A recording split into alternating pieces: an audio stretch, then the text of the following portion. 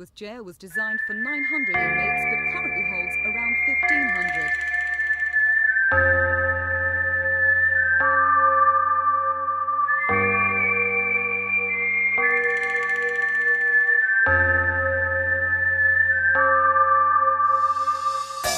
Stone walls do not a prison make, nor iron bars a cage. What's this all about then? It's a loan, Bill. The footnote says that external constraints cannot imprison someone whose spirits and thoughts are free. And you think mine are, after all this time? Well, Lovelace was imprisoned himself when he wrote those lines, and... Lovelace? What kind of name is that for a man? Quite appropriate in his case, actually, as a 17th century gentleman. I don't suppose you're familiar with the portrait of the Laughing Cavalier? Well, that's where you're wrong, Padre. Cheerful looking geezer with a big moustache, ain't he? Yeah, he was on the lid of a biscuit tin we had at home one Christmas. Pink Freens it was. Yeah, Mum kept the tin for years after we'd eaten them all. So you'll have noticed his fancy collar and cuffs. Richard Lovelace was on the side of the king during the English Civil War and would, I'm sure, have liked to dress the part. He wouldn't have lasted 5 minutes in here in that get-up. How long was he in for? About 7 weeks, I believe. 7 weeks? And that made him an expert on being banged up, didn't he? Strange. But mind you, Padre, I used to be quite a snappy dresser myself back in the day. My old man was in the rag trade, see? All the birds loved it, they did.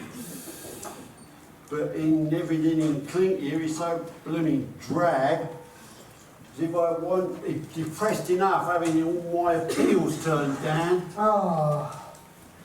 Too late to change all that, I'm afraid. Yeah, tell me about it. I wore my sharpest suit to court. Must be a museum piece now. Maybe I'll offer it to Madame Two-Suckers. Chamber of Horrors. I don't think you're quite notorious enough for that, Bill. No, maybe not. But if the curator asked, you'd let him have it? Let him have it. Isn't that what Derek Bentley said in '53? Poor blighter wasn't even holding the gun when that copper got shot, but they hanged him anyway. Rough justice, that. Indeed. But let us not dwell on it. Oh, so what shall we talk about? This evening's menu? My last supper, courtesy of Her Majesty.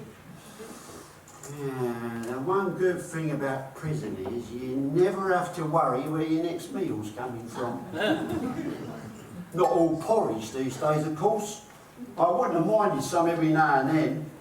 Good dollop of golden syrup on the top. I've never been a fan of those newfangled cereals. I expect you'd rather have had a good transport cafe fryer. Now you're talking. Nothing like one of them after doing a bank job at night. And would you have an appetite for one now? Oh, come on, Bill. You don't have to put on a front for me. Anyone would be apprehensive given what you face tomorrow. To be honest, Padre, I think I'd throw up. You've got to hand it to them guys on death row in America. I heard some geezer in San Quentin got through 20 burgers, 6 cokes and 4 bags of popcorn before we went to the gas chamber. If his reprieve had arrived in time, he'd probably have died of indigestion.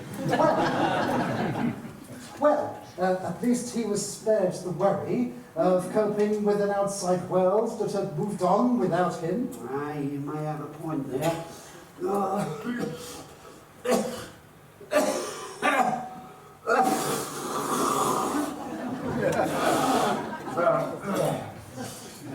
Well, according to one of them screws, it's gone crazy on the outside. People more likely to go hungry in hospital than in prison. And how about the prison hospital? Good one, Padre. Yeah, you never knew what you're going to find in there. even Geoffrey Archer for a while. Yeah. It was the year I come down with flu. His lordship took a break from cleaning the floor around our beds to sign one of his books for my Debbie. I was very sorry to hear of your recent loss, Bill. Yeah, it's just after my 70th birthday. She brought in a special cake what she made herself. Always had done his girl, my Debs. The other was all sided with her mother when the marriage went west after I was sent down, but she stuck by me through thick and thin. I was thinking about her, what stopped me going over the edge in the first few years, and the walls seemed to be closing in. Well, I thought my head was going to explode with the boredom of it all. But I never took drugs, like some of them sad cases in here. Always kept myself clean, and I tried to preserve a little dignity. It must have been quite a temptation at times. I won't say I never thought about it, but seeing one syringe doing the rounds of half the wing was enough to put me off. Well, I must be off, Bill. I've enjoyed our chat, and I'll be back to see you in the morning. No need, Padre, it's nearly over. I just hope it's a fine day tomorrow.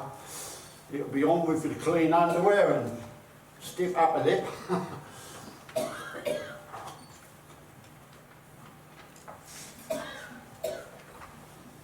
Well, I've paid my dues to society. I'm going to make the best use of the time I've got left that I can. So,